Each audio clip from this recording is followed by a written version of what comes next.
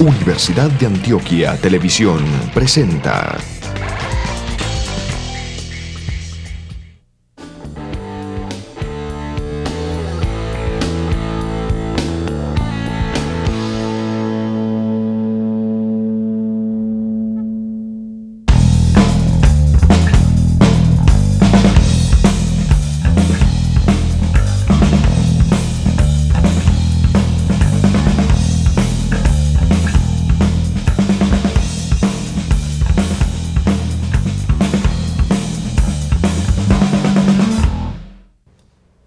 Muy buenos días.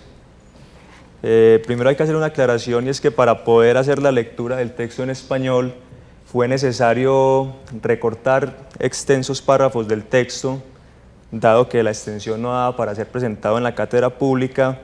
Entonces, en la lectura que voy a hacer va a haber algunos vacíos teóricos y de coherencia en el texto, pero me concentraré exclusivamente en los párrafos que el profesor Pogue escogió para la lectura pública.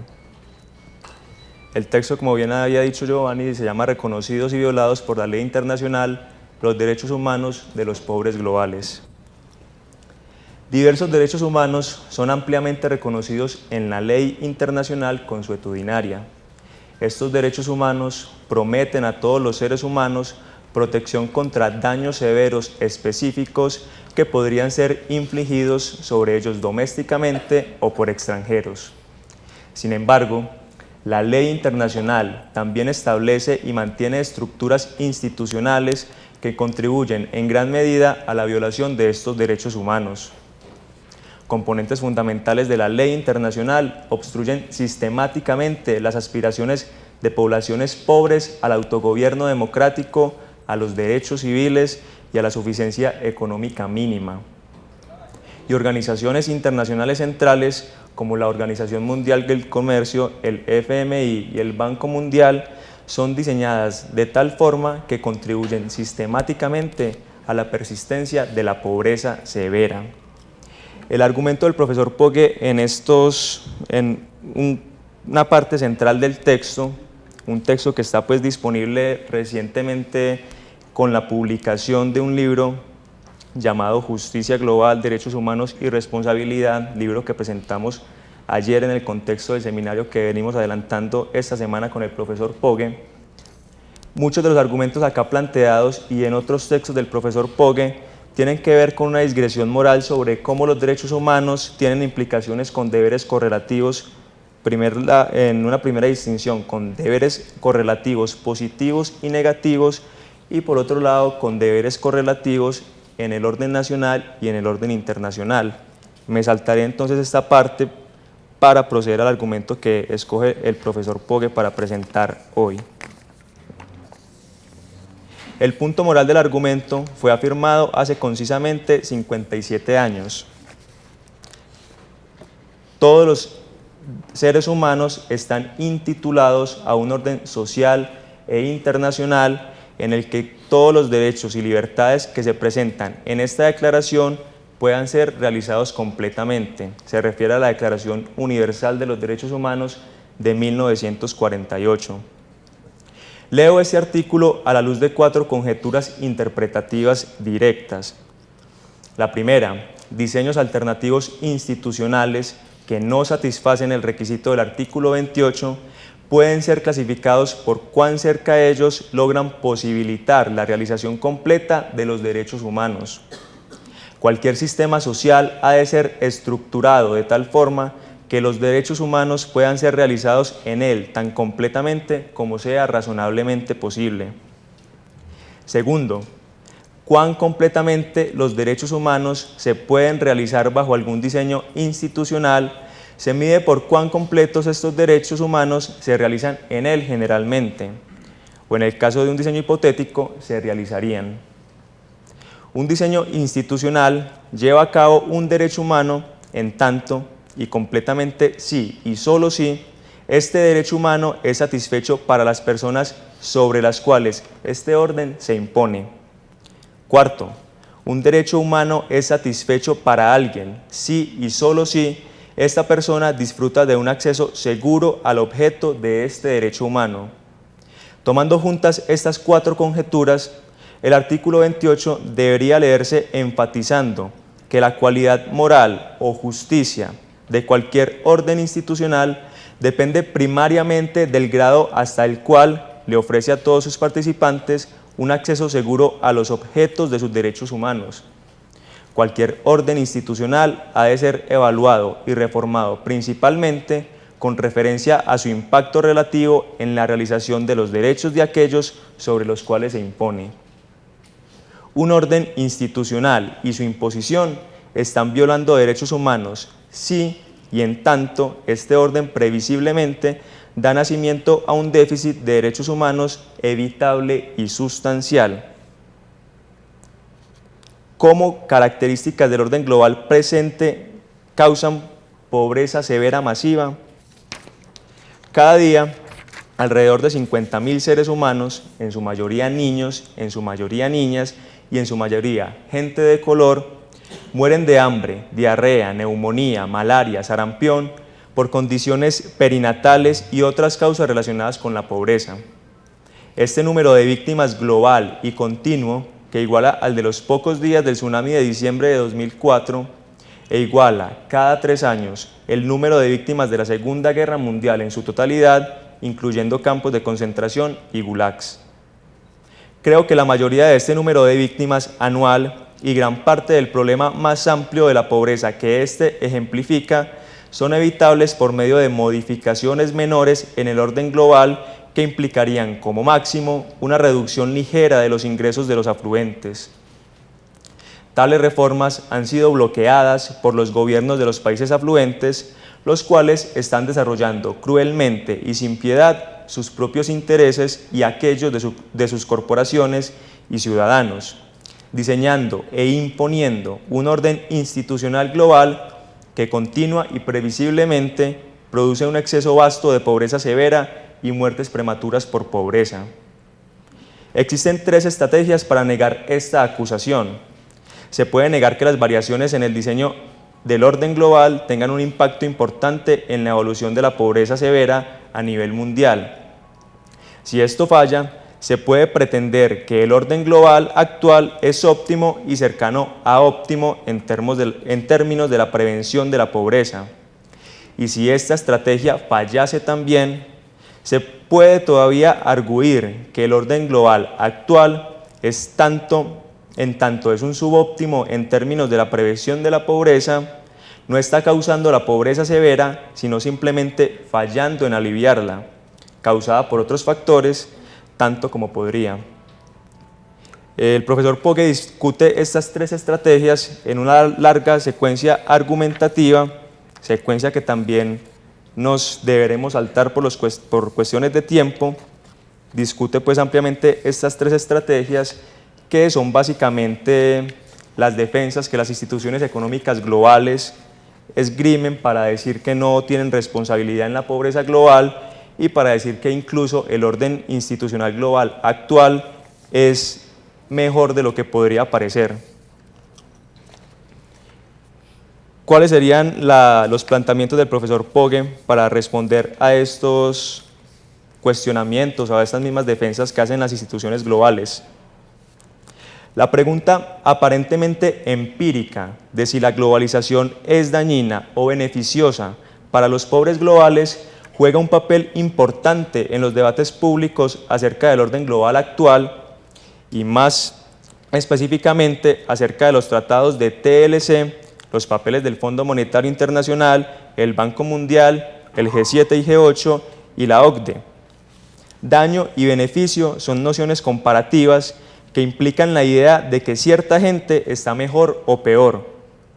Pero, ¿cuál es la línea de fondo empleada con la cual el destino actual de los pobres globales se compara? ¿Cuál es el destino alternativo en comparación con el cual ellos están peor y por tanto están siendo dañados, o están mejor y por tanto están siendo beneficiados por la globalización? En la mayoría de los casos, resulta que el debate público es acerca de la pregunta si la pobreza severa mundial ha estado aumentando o disminuyendo en el periodo desde el proceso de globalización comenzó en los años 80 tardíos. La cuestión es muy debatida y ha implicado considerables premios a la carrera de cualquier economista con una buena historia sobre la disminución de la pobreza. Sin embargo, este debate es irrelevante a la evaluación moral de este proceso de globalización, ejemplificado por el marco de la OMC que los gobiernos del occidente industrializado han impuesto sobre el mundo. La acusación moral ante nosotros es que los gobiernos, al imponer un orden institucional global bajo el cual persisten excesos de pobreza severa y muertes por pobreza, están violando los derechos humanos de mucha gente pobre.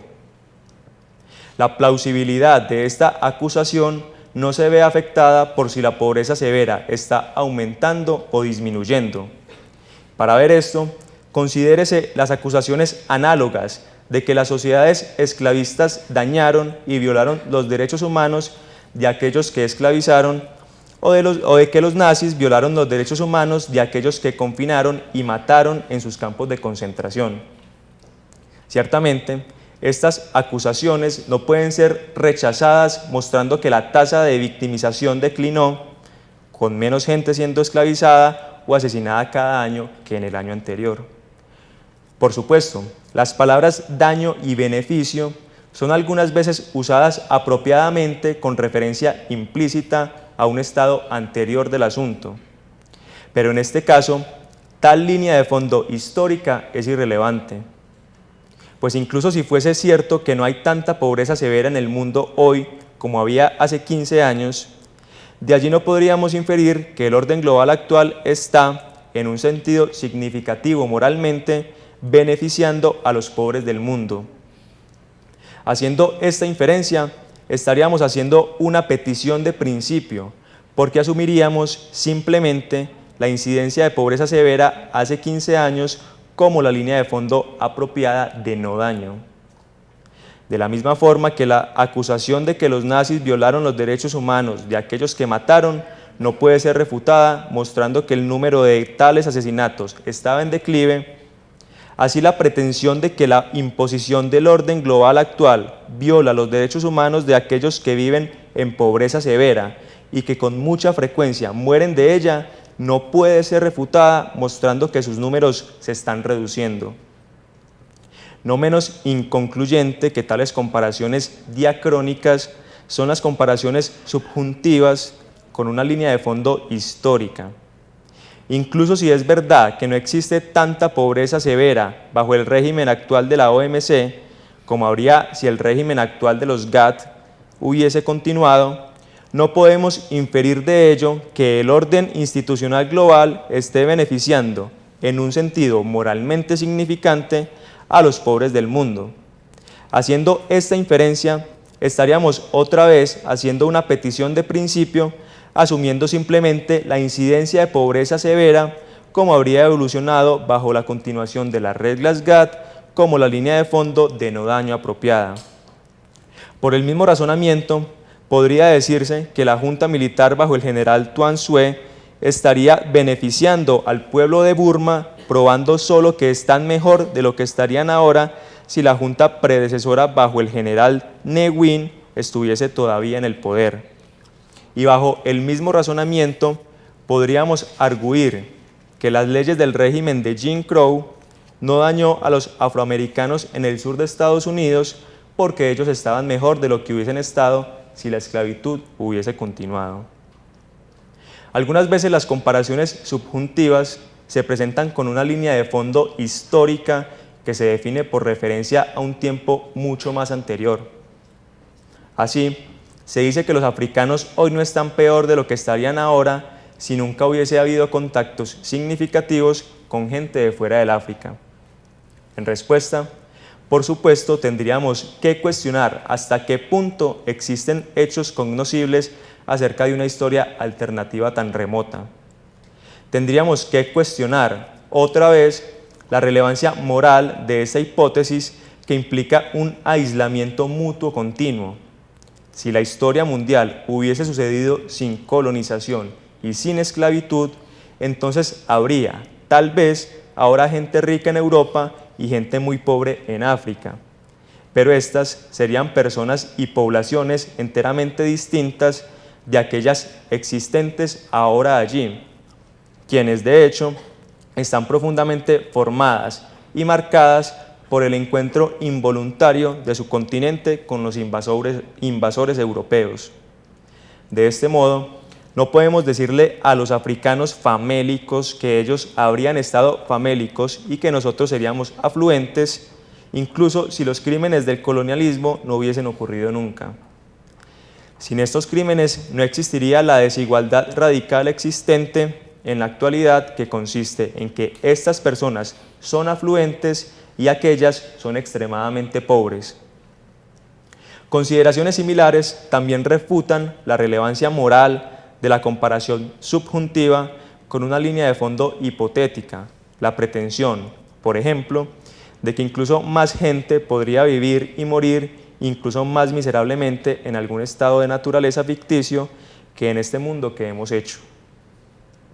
En respuesta, existen muchas formas diferentes de describir el estado de naturaleza y no es claro en la literatura recibida que ofrece y discute tales descripciones cómo una de ellas puede ser señalada como la única especificación apropiada moralmente. Aún más, es muy dudoso que cualquier estado de naturaleza en este planeta describible con cierta coherencia fuese capaz de igualar el récord globalizado de nuestra civilización, que mantiene una cuota continua y estable de 18 millones de muertes prematuras anuales por causas relacionadas con la pobreza. Si un estado de naturaleza tal no puede ser descrito, entonces no se puede decir que el orden global actual beneficia a los pobres del mundo reduciendo la pobreza severa a un nivel más bajo de lo que estaría en un estado de naturaleza. Finalmente, todavía está por mostrarse cómo la pretensión de que algunas personas están siendo dañadas ahora puede ser debilitada al señalar que la gente en un estado de naturaleza estaría aún peor. Si tal argumento existiese, no mostraría que cualquier cosa que una persona o grupo hace solo se cuenta como dañino si reduce a este último bajo nivel la línea de fondo del estado de naturaleza. Si no estamos dañando a los 2.735 millones de seres humanos que mantenemos en pobreza severa, entonces la esclavitud tampoco dañó a los esclavos, solo si ellos no estuvieran peor que lo que la gente estaría en un estado de naturaleza relevante. Las comparaciones de línea de fondo, entonces, no ofrecen un piso prometedor para negar esta existencia de un orden institucional global que implica violaciones de los derechos humanos de aquellos empobrecidos bajo él, o ciertamente para defender cualquier otro esquema institucional de la acusación de que ellos toman parte en violaciones a los derechos humanos. Recuérdese, por ejemplo, las primeras décadas de los Estados Unidos, cuando los hombres diseñaron e impusieron un orden institucional que perjudicaba a las mujeres en gran medida. La pretensión de que la imposición de este orden violaba los derechos humanos de las mujeres no puede ser refutado por una comparación diacrónica con el cómo las mujeres habían estado antes durante el gobierno británico. Tampoco puede ser refutada por una comparación subjuntiva de cómo las mujeres estarían si éste hubiese continuado o estado en un estado de naturaleza. Lo que importa es si la imposición del orden institucional en cuestión condujo predeciblemente a cargas severas sobre las mujeres que hubiesen sido razonablemente evitables por medio de un diseño institucional imparcial. Otra forma común de negar que el orden institucional global está dañando a los pobres y violando sus derechos humanos es apelando al precepto venerable del violente non fit injuria. No se hace injusticia a aquellos que consienten. Alguien abusando físicamente de otro no le está dañando en el sentido moralmente relevante si él ha dado consentimiento anterior a tal tratamiento, por dinero tal vez o por un placer masoquista. De igual forma, un orden social bajo el cual un exceso de pobreza severa persista no está dañando a los pobres globales si ellos han consentido previamente la imposición de este orden. Y ellos sí dieron consentimiento. La membresía de la OMC es voluntaria, ya que los pobres mismos han firmado las reglas tales como ellas son. La imposición de estas reglas no puede ser caracterizada como dañándoles. Ese es el argumento, por ejemplo, de la OMC. Esta línea de argumento está completamente refutada por 4 consideraciones mutuamente independientes.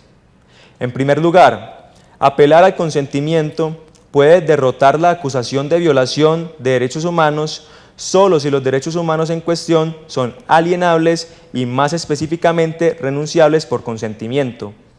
Sin embargo, bajo el entendimiento usual de los derechos humanos morales y legales, a ellos no se puede renunciar.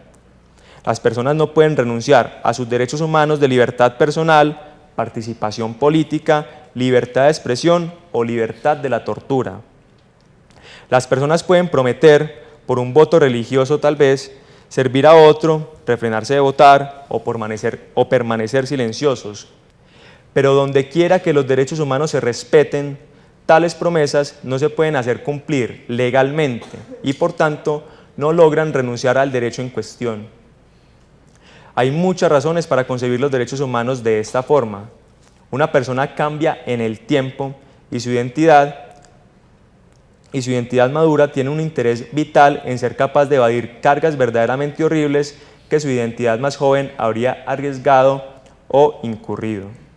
Aún más, la opción de poner tales cargas en la identidad futura es probablemente una desventaja incluso para la identidad joven, pues estimula predadores que provoquen una renuncia de la joven por medio de su manipulación o de sus circunstancias.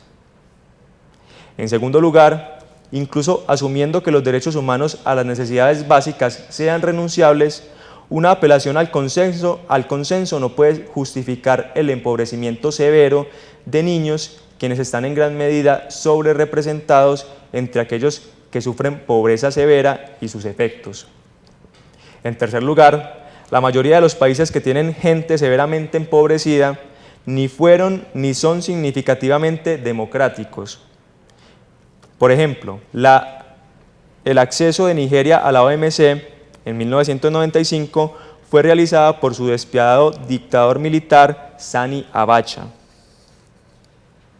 En cuarto lugar, en tanto gente muy pobre asintió y asiente por medio de un proceso significativamente democrático a algún arreglo institucional global particular, la fuerza justificatoria de tal asentimiento se debilita cuando el asentimiento se impone.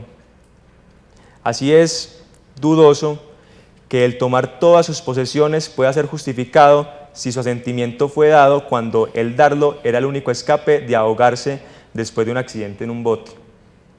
Seguramente, uno puede estar mejor sin un peso que muerto y en ese sentido el asentimiento fue racional, pero se permanece manchado por el hecho de que no se tiene nunca una opción tolerable. Es valioso incluso mencionar en este contexto otra falacia frecuentemente aducida en la justificación del status quo.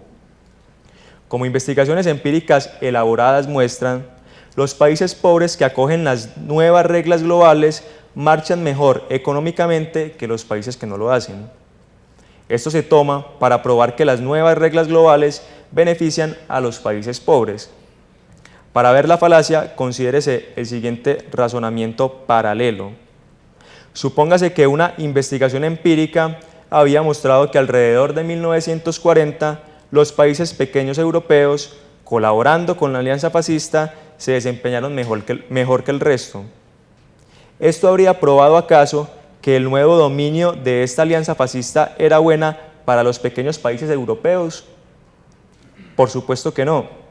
Al inferir esta conclusión, se estarían combinando dos preguntas distintas. En primer lugar, dada la dominación del fascismo en la Europa continental, ¿era mejor para los países europeos pequeños cooperar o no? Y en segundo lugar, ¿el dominio fascista en la Europa continental es mejor para los países pequeños que, digamos, el dominio hipotético de las democracias parlamentarias?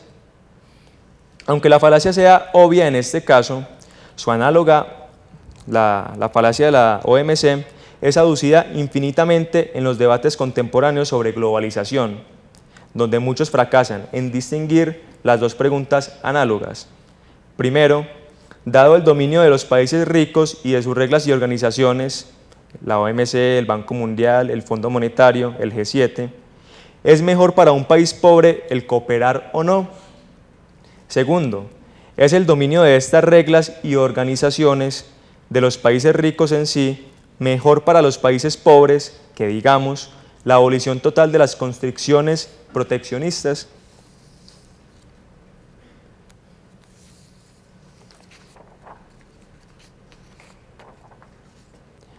La respuesta a esta pregunta es suficiente para mantener la responsabilidad de los ciudadanos y gobiernos de los países ricos. Ellos pueden ser responsables de la pobreza severa de incluso aquellas gentes que no serían pobres si sus países estuviesen gobernados de mejor manera. Sin embargo, asumiendo la simetría entre estos dos conjuntos de factores causales relevantes, la respuesta es demasiado simple, fallando completamente en exponer la responsabilidad de los países ricos y de su proyecto de globalización. Hay una asimetría importante. Mientras que los arreglos y políticas institucionales nacionales en los países ricos tienen muy pequeña influencia en el diseño del orden global, el último tiene una gran influencia en el primero. Sí, las instituciones sociales y las políticas de muchos países pobres están muy lejos de ser óptimas en términos de la evitación de la pobreza doméstica. Pero un mejoramiento sustancial en este conjunto de factores causales es improbable mientras que los arreglos institucionales globales permanezcan tal y como son ahora.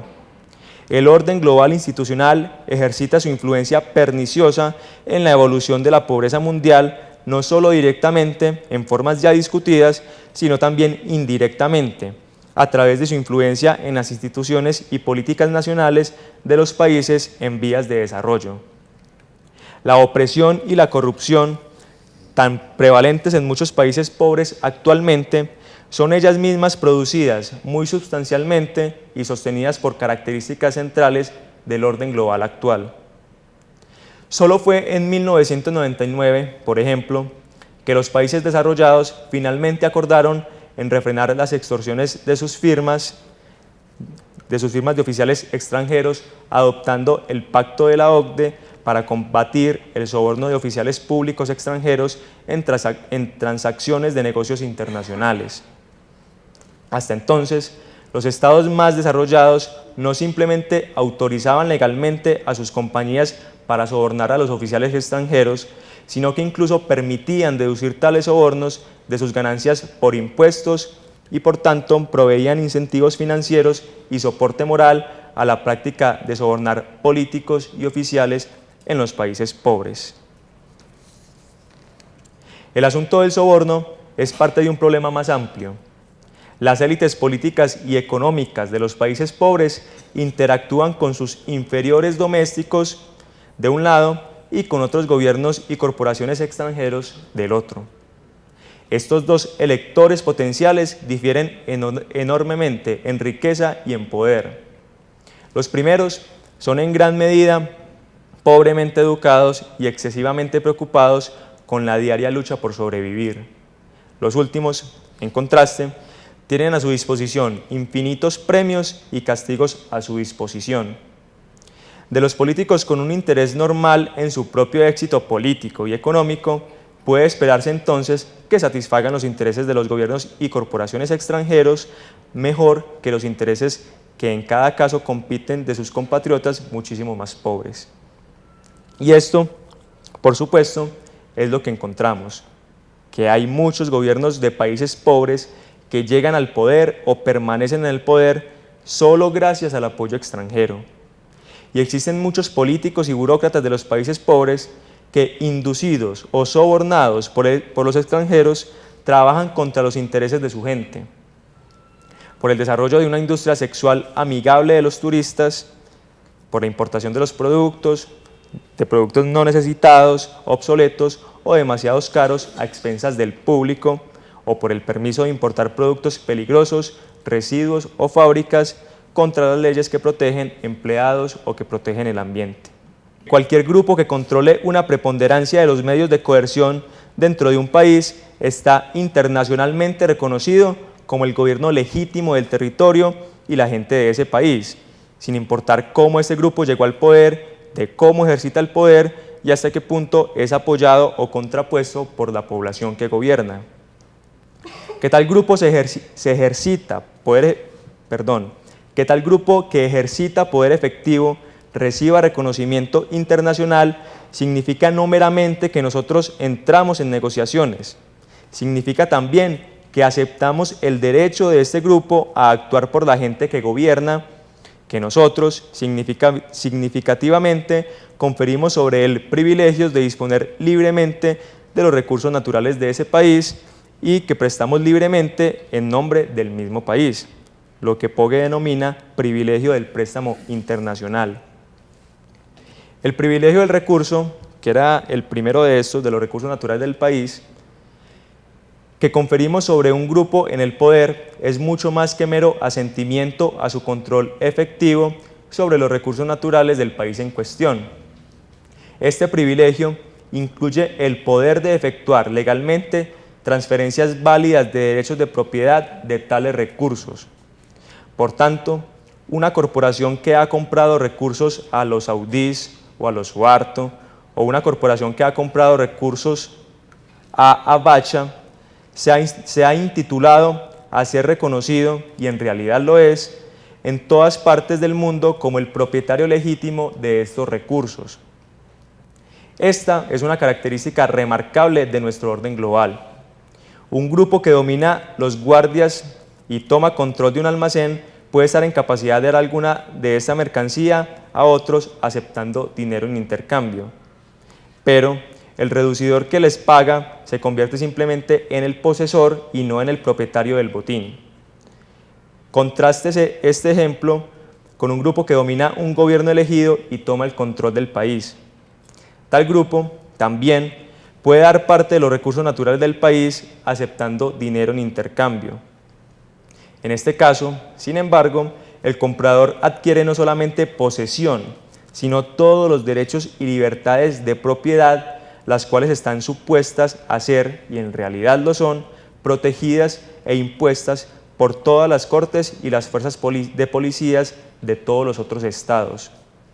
El privilegio del recurso internacional es entonces el poder legal de conferir legalmente derechos de propiedad globalmente válidos sobre los recursos de un país. Este privilegio internacional de recurso tiene efectos desastrosos en los países pobres que son ricos en recursos, donde el sector de recursos constituye un gran segmento de la economía nacional.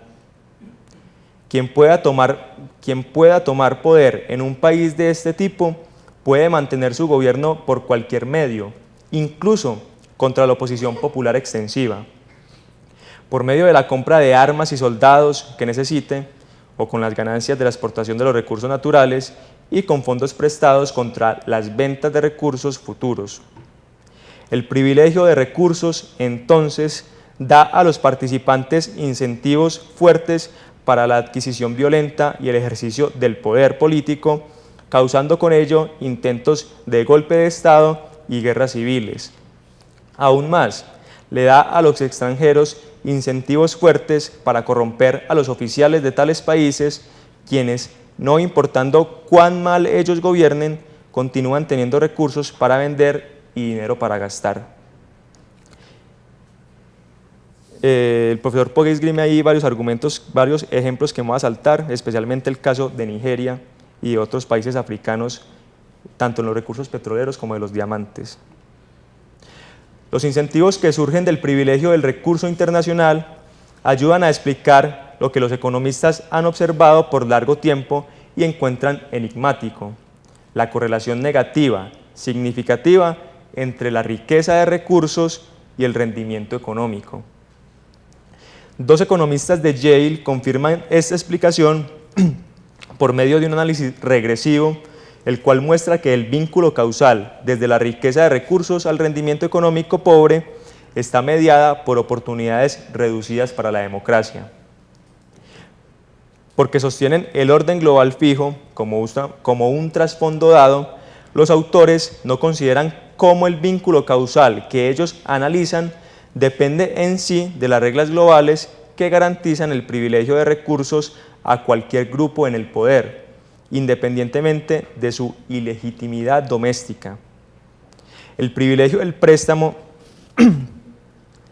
que conferimos sobre un grupo en el poder incluye el poder de imponer obligaciones legales válidas internacionalmente sobre el país en su totalidad. Cualquier gobierno sucesor que se niegue a responder por deudas incurridas por un predecesor totalmente corrupto, brutal o antidemocrático, inconstitucional, represivo o impopular, será severamente castigado por los bancos y los gobiernos de los otros países. Como mínimo, perderá todos sus privilegios de préstamo, siendo excluido incluso cuando los nuevos elegidos, después de un rompimiento dramático con el pasado, son obligados a pagar las deudas de sus predecesores tan horribles. El privilegio de préstamo internacional hace 3 contribuciones importantes a la incidencia de élites opresivas y corruptas en el mundo en desarrollo. Primero, este privilegio facilita el préstamo por gobernantes destructivos que pueden prestar más dinero y pueden hacer más barato de lo que ellos podrían si fuesen ellos solos los que estuvieran obligados a pagar, en vez de todo el país que está obligado en este caso a pagar. De esta forma, el privilegio de préstamo ayuda a tales gobernantes a mantenerse en el poder, incluso contra un descontento casi universal de la población y de la oposición. Segundo, el privilegio de préstamo internacional impone sobre el régimen sucesor democrático las deudas frecuentemente inmensas de sus predecesores corruptos. De esta forma, hace tambalear la capacidad de los gobiernos democráticos de implementar reformas estructurales y otros programas políticos, volviendo así a tales gobiernos menos exitosos y menos estables de lo que ellos serían si la situación fuese otra. Tercero, el privilegio de préstamos internacional fortalece los incentivos a los intentos de golpes de Estado, porque cualquiera que esté en capacidad de brindar la preponderancia a los medios de coerción bajo su control, consigue el privilegio de préstamo como un premio adicional. Los privilegios continuos de recurso y de préstamo internacional se complementan con el privilegio del tratado internacional, el cual reconoce tal persona o tal grupo en control efectivo de un país como intitulado a tomar obligaciones de tratados impuestos en el nombre de su población, y el Tratado Internacional de Armas, que reconoce a una persona o grupo como intitulado a usar los fondos de Estado para importar las armas necesarias para permanecer en el poder. Como la antigua tolerancia oficial del soborno de los oficiales de los países pobres, estos privilegios son características altamente significativas del orden global que tienden a beneficiar los gobiernos, corporaciones y ciudadanos de los países ricos y de las élites político-militares de los países pobres, a expensas de la vasta mayoría de la gente ordinaria en esos países pobres. Así, mientras que el orden global actual ciertamente no hace imposible para algunos países pobres alcanzar democracia genuina y crecimiento económico sostenido, características centrales de él contribuyen en gran medida al fracaso de los países pobres en estas dos cosas. Y esas características son cruciales para explicar la inhabilidad y especialmente la mala disposición de los líderes de estos países pobres para perseguir estrategias más efectivas de erradicación de la pobreza. Ellas son cruciales para explicar por qué la desigualdad global está aumentando tan rápidamente, que el crecimiento económico global sustancial desde el final de la Guerra Fría no ha reducido el aumento de la pobreza y de la desnutrición. A pesar del progreso tecnológico sustancial y el crecimiento económico global, o a pesar de la inmensamente reportada reducción de la pobreza en China, o a pesar del dividendo de paz de la posguerra fría, a pesar de una caída del 32% en los precios reales de los alimentos desde el 85, o a pesar de la asistencia al desarrollo, o a pesar de los refuerzos de las organizaciones internacionales humanitarias y de desarrollo. Conclusión. En solo 16 años desde el fin de la Guerra Fría, alrededor de 300 millones de seres humanos han muerto prematuramente de causas relacionadas con la pobreza, con alrededor de 18 millones más que se adicionan cada año, con un número mucho más grande de seres humanos que tienen que vivir en condiciones de pobreza que amenazan su vida y que hacen ver difícil para ellos el articular sus intereses y efectivamente valerse de sí mismos y sus familias. Esta catástrofe fue y está pasando previsiblemente bajo un orden global institucional diseñado para el beneficio de los gobiernos, corporaciones y ciudadanos de los países ricos y de las élites políticas y militares de los países pobres. Existen diseños alternativos factibles al orden institucional global actual, caminos alternativos de globalización factibles bajo los cuales esta catástrofe podría ser fácilmente evitable. E incluso ahora la pobreza severa podría ser rápidamente reducida a través de reformas factibles que modificarían las características más dañinas de este orden global o por lo menos mitigarían su impacto. Entre las muchas propuestas que esgrime el profesor Pogge, en otros textos diferentes, concluye con una específica que es la que a continuación leeré. La promesa de la reforma institucional global. Los derechos humanos imponen sobre nosotros un deber negativo de no contribuir a la imposición de un orden institucional que previsiblemente origina un déficit de derechos humanos evitable sin dar protección compensadora y esfuerzos de reforma para sus víctimas. En analogía a los deberes negativos de no romper una promesa o contrato y de no usar como emergencia la propiedad de otro sin compensación de este deber institucional negativo, se pueden imponer obligaciones positivas sobre los participantes aventajados, obligaciones a compensar por sus contribuciones al daño.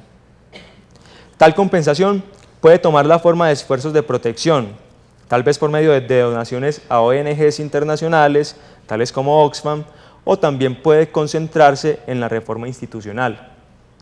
Permítame comentar sobre la importancia de esta última opción. En el mundo moderno, las reglas que gobiernan las transacciones económicas, tanto nacional como internacionalmente, son más generalmente determinantes causales importantes de la incidencia y profundidad de la pobreza severa y del déficit de derechos humanos. Ellos son los más importantes por su gran impacto en las distribuciones económicas dentro de la jurisdicción sobre la que ella se aplica. Así incluso, las variaciones relativas menores en las leyes de un país sobre tasas de impuestos, relaciones de trabajos, seguridad social, acceso a la salud y educación pueden tener un mayor impacto sobre la pobreza que incluso grandes cambios en los hábitos de consumo o en las políticas de una corporación grande. Este punto se aplica al orden institucional también. Incluso cambios pequeños en las reglas globales que gobiernan el comercio internacional, el préstamo, la inversión, el uso de recursos o la propiedad intelectual pueden tener un impacto gigantesco en la incidencia global de la pobreza que amenaza la vida. Otra razón por la cual las reglas que gobiernan las transacciones económicas son los determinantes causales más importantes en la incidencia y profundidad de la pobreza en el mundo moderno y que derivan en su mayor visibilidad. Ciertamente, como la conducta de los agentes individuales y colectivos, los cambios de reglas pueden tener efectos inintencionados e incluso impredecibles. Pero con las reglas es mucho más fácil diagnosticar tales efectos y hacer correlaciones. Evaluar los ajustes de las reglas dentro de una jurisdicción particular es relativamente algo directo. Uno puede tratar de estimar cómo el aumento del salario mínimo, por ejemplo, ha afectado la tasa del desempleo y el ingreso per cápita en el cuantil bajo. Es más, mucho más difícil, por contraste, evaluar el impacto relativo de las variaciones en la conducta de agentes individuales y colectivos. Tal juicio puede ser confinado a las personas inmediatamente afectadas. Por ejemplo, los empleados de una corporación o los habitantes de un pueblo en el cual una agencia de ayuda está ejecutando un proyecto. Pero tal juicio limitado siempre es vulnerable al cargo de ignorar los efectos indirectos sobre los extranjeros y las personas futuras.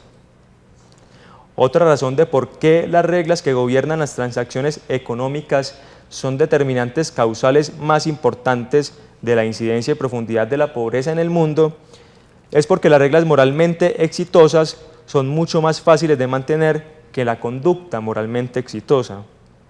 Esto es así porque los agentes individuales y colectivos están bajo presiones contramorales continuas, no meramente por sus asuntos autointeresados cotidianos, sino también por su situación competitiva, tanto como por sus consideraciones de equidad.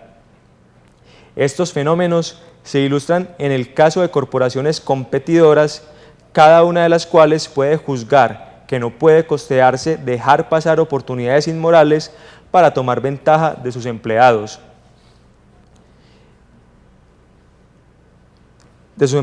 Y clientes, porque esta autorrestricción unilateral la pondría en una desventaja injusta en la competición frente a los otros competidores menos escrupulosos.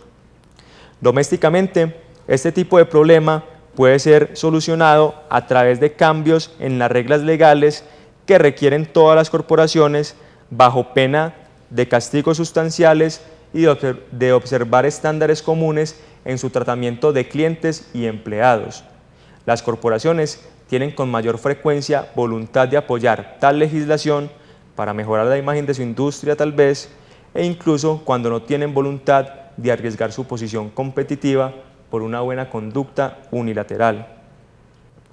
Ciertamente, este pensamiento no es nuevo y los gobiernos han sido muy reluctantes a comprometerse incluso en una mutualidad conjunta a tomar medidas de antipobreza global serias. Su promesa solemne de reducir en la mitad la pobreza global en el 2015 ha sido reiterada en formulaciones muy sagazmente debilitadas, pero todavía tiene que resultar en esfuerzos serios de implementación. La evidencia histórica descorazonadora sugiere que los mejoramientos en el orden global institucional son difíciles de lograr y difíciles de sostener. Sin embargo, este hecho no debilita mi hipótesis de que tales mejoramientos estructurales son más fáciles de alcanzar y mucho más fáciles de sostener que mejoramientos unilaterales igualmente significativos en la conducta de los agentes colectivos e individuales. Sabemos cuánto dinero los individuos, las corporaciones y los gobiernos de los países ricos desean ahora poner aparte para la erradicación de la pobreza, alrededor de 12.7 billones anualmente. Esta cantidad es muy pequeña en comparación con los daños infligidos sobre los pobres globales por las injusticias evidentes en el orden global actual. Es muy pequeña también en comparación con lo que sería requerido para el progreso sustancial. La cantidad necesitada en los primeros años de una ofensiva seria contra la pobreza es más cercana a los 300 billones anualmente. No es realista esperar que podemos alcanzar tal incremento de 27 veces en los fondos a disposición por medio de un cambio de opinión moral de los agentes relevantes, los individuos afluentes, las corporaciones y los gobiernos de los países ricos. Es más, mucho más realista, aunque se admite que más bien es irrealista, alcanzar un progreso sustancial en el frente de la pobreza a través de reformas institucionales que hagan del orden global menos oneroso para los pobres globales. Si aceptasen tales reformas, los países afluentes sostendrían algunos costos de oportunidad en hacer que los regímenes de comercio internacional, préstamo, inversión y propiedad intelectual fuesen más equitativos con los pobres globales, tanto como los costos de compensación por los daños causados. Por ejemplo, ayudando a financiar facilidades de salud básica, programas de vacunación, escuela básica, almuerzos de escuela, agua potable, sistemas sanitarios, vivienda básica, plantas de poder, redes, bancos, micropréstamos, camines, rieles, vínculos de comunicación, donde todo esto no exista todavía. Si tal programa de reforma ha de ganar y mantener el apoyo de los ciudadanos y gobiernos de los países afluentes, tienen que distribuir tales costos y oportunidades equitativamente entre ellos en una forma transparente y confiable, asegurándoles que su posición competitiva no será erosionada por el incumplimiento de otros. El camino de la reforma institucional global es mucho más realista y sostenible por 3 razones obvias. En primer lugar, los costos de oportunidades que cada ciudadano afluente se impone al apoyar reformas estructurales es extremadamente pequeño en relación con la contribución que esta reforma realiza al evitar la pobreza severa. La reforma reduce el estándar de vida de una familia de $900 anualmente, digamos, mientras que mejora en $300 anualmente el estándar de vida de cientos de millones de familias pobres. En contraste, una donación unilateral de la misma cantidad que reduciría el estándar de vida de una familia de $900 anuales mejora solamente el estándar de vida de solamente 3 familias pobres. En segundo lugar, la reforma estructural le asegura a los ciudadanos que los costos y los costos de oportunidad son compartidos equitativamente entre los más ricos, como se discutió antes. Y en tercer lugar, la reforma estructural puesta en lugar no necesita ser repetida año tras año por medio de decisiones dolorosas personales. Un aliviar de la pobreza continuamente conduce a una fatiga, aversión o incluso desprecio. Requiere que los ciudadanos afluentes se unan por la causa una y otra vez, mientras saben perfectamente que la mayoría, similarmente situados, contribuyen nada o muy poco, o que sus contribuciones propias son opcionales legalmente y que no importando cuánto ellos den, ellos podrían, por un poco más, siempre salvar más niños de la enfermedad o de la pobreza. Hoy, tal fatiga, aversión y desprecio son actitudes extendidas entre los ciudadanos y oficiales de los países ricos hacia la ayuda que ellos dispensan y a sus receptores. Por esas razones, creo que el déficit de derechos humanos inmenso, especialmente entre los pobres globales, se encara mejor a partir de esfuerzos en la reforma institucional global. Reformas del mundo relativamente pequeñas, en consecuencia para los afluentes de todo el planeta, y que serían suficientes para eliminar la mayoría de este déficit de derechos humanos, cuya magnitud hace de estas reformas nuestra tarea moral más importante.